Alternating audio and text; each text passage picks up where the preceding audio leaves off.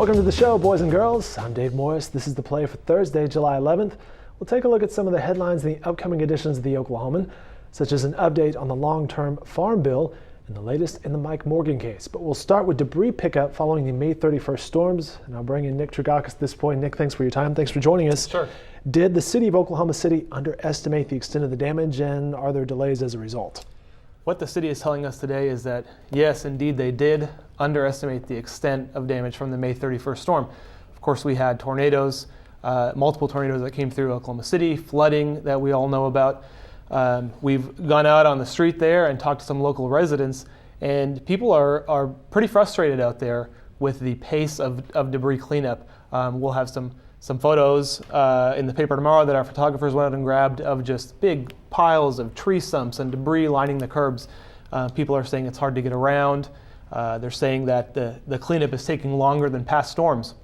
Oklahoma City, to their credit, has said they're going to bring in an extra contractor and try to pick up the pace so that they can get the curbs and the streets cleaned up for everyone down there. Interesting stuff. Meanwhile, our Chris Castile reports after a raucous debate in which Democrats accused Republicans of abandoning the poor. The House GOP pushes through a farm bill without nutrition programs, and what can you tell us about this stripped-down farm bill? Well, what we're hearing from Chris is that this may be a case of some political gridlock at the Capitol.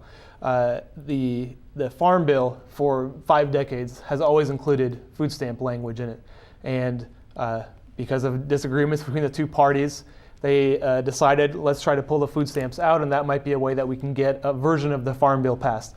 Well, they've done that, but it still has rankled some people there that want the food stamp language in there. For example, in the Senate, food stamp language is in their version of the farm bill.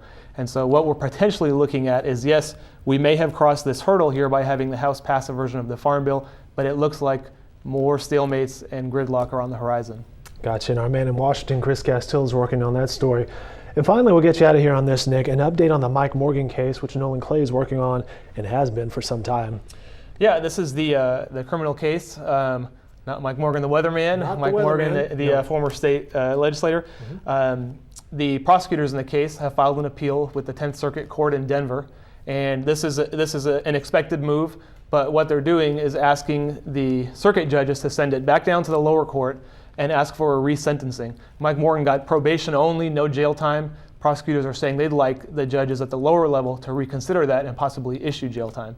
So we'll follow that case as it moves through the process. Very good. Nick, thanks for your time today. And speaking of Mike Morgan, the weather guy, weather's kind of staying status quo right now. It's summertime in Oklahoma City. All right, these stories and more can be found in upcoming editions of the Oklahoman and, of course, online at newsok.com. Have a great night, everybody.